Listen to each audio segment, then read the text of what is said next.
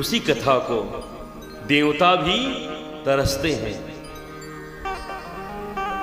देवता तरसते हैं वो कथा हमको भी मिले। जब सुखदेव स्वामी राजा परीक्षित को भागवत कथा श्रवण कराना चाहा, गंगा नदी के तट पर पड़े हुए मृत्यु की प्रतीक्षा में 7 दिन के श्राप से युक्त भगवान सुखदेव जब राजा परीक्षित कथा सुनाने लगे, उसी क्षण आकाश से सारे देवता चले आए। आकाश के देवता आए और अकेले आए? नहीं नहीं नहीं, इंद्र, वरुण, चंद्र, कुबेर, सूर्य सब आए। खाली हाथ आए? बोले नहीं, अमृत पूर्ण कलशस्या, अमृत के कलश को लेके आए। अमृत कलश क्यों? आकर के क्रय विक्रय करने लगे। पहले तो नमस्कार किया, प्रणाम किया। सुखदेव जी देवताओं को देखते ही समझ गए ये देवता बिना बुलाए चले आए। जिन देवताओं को 1000 बार प्रार्थना करने पर भी नहीं आते, स्तुति आवाहन करने से भी जिन देवताओं को आने का फुर्सत नहीं, वो देवता आज बिना बुलाए चले आए। इसमें जरूर कोई ना कोई कारण है।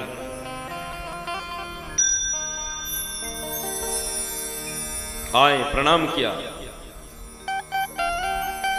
कहा देवताओं क्यों आए हो? देवताओं ने कहा भगवान, हमने सुना है कि आप राजा परीक्षित को भागवत कथामृत सुना रहे हैं। हम एक विनती कर रहे हैं महाराज, ये भागवत कथा हम देवताओं को सुना दीजिए और बदले में हम घड़े का अमृत लाए हैं, इसे राजा परीक्षित को पिला दीजिए। सुखदेव जी मुस्कुराए, वाह देवताओं वाह, तुम्हारे जैसे स्वार्थी ना कोई नहीं। अपना काम साधना है तो जिन अमृत को मेहनत से पाया है उस अमृत को भी छोड़ रहे हो।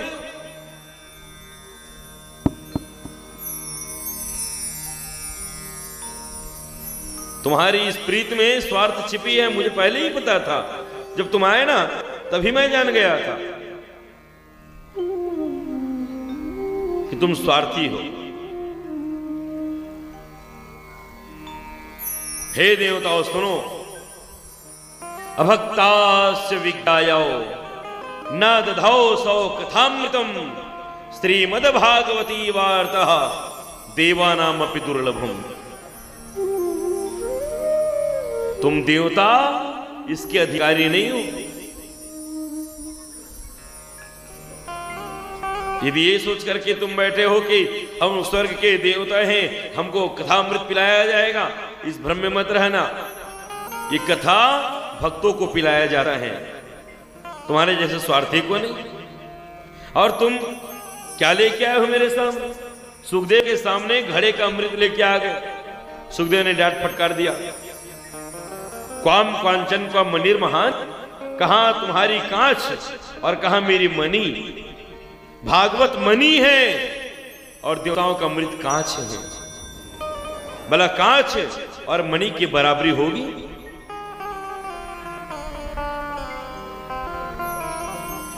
सारे देवता निराश होकर लौट गए। तब राजा परीक्षित को पता चला कि भागवत कितना महत्वपूर्ण चीज है। जिन भागवत को सुनने देवता तरस रहे हैं, स्वर्ग छोड़ के पृथ्वी में आते हैं, अमृत का कलश छोड़ने के लिए तैयार हैं, सोचो कितना महान होगा। वही भागवत जिनको देवता भी नहीं पा सके, वो आपके कचन में साधारण मिल गया प्यारे, सहज ही बह रही है। कितने भाग्यशाली हैं आप सब। ये कचनावासी ही नहीं, यहां जितने भी भक्त आए हुए हैं दूर दराज से, अन्य क्षेत्रों से, अन्य गांवों से, जिन पर कृपा हो जाती है ना, वो चल के आ जाते हैं प्यारे। यही कृपा है गोविंद। आप ये मत समझना कि आप आए हो कथा सुनने। नहीं नहीं नहीं नहीं, आप में जितने लोग बैठे हो ना, कोई अपने होके नहीं आए हो। हाँ, आपको लगे कि हम कथा सुनने गए, हम कभी अहम मत लाना। कथा कौन सुन सकता है? तो भागवत में लिखा है, जन्मांतरे भवेत् पुण्यम तदह भागवतम लभेत। भागवत की कथा तो वही सुनेगा जिनके जन्म जन्मांतर के पुण्य उदय होते हैं प्यारे, और तुम्हारे पुण्य उदय हो गए, इस कारण तुम कथा सुन रहे हो।